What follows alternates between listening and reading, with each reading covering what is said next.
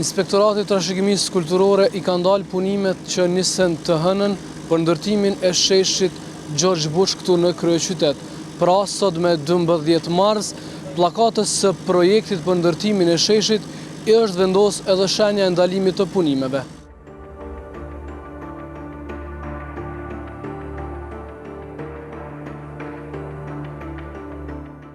Për urimi i fillimit të punimeve për ndërtimin e sheshit George Bush u bë më 10 mars 2025, ku i pranishëm ishte edhe kryetari i Prishtinës përparim Rama. Komuna e Prishtinës për këtë projekt kishte nënshkruar kontratë në janar të këtij viti dhe vlera e kontratës është 18.1 milion euro.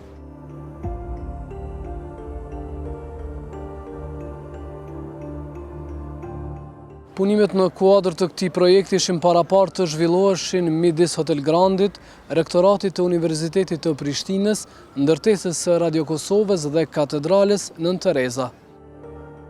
Në listën e trashëgimisë kulturore për mbrojtje të përkohshme që preken nga ndërtimi i këtij sheshi janë Hotel Grand, ndërtesa ishe Radio Prishtinës, Rektorati i Universitetit dhe Biblioteka Kombëtare.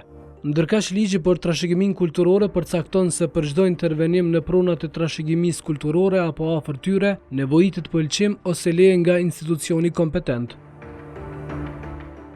Në lidhje me ndalimin e punimeve, Kallzo.com ka provuar të marrë një qendrim nga Komuna e Prishtinës, por deri në publikimin e stories nuk kanë kthyer përgjigje.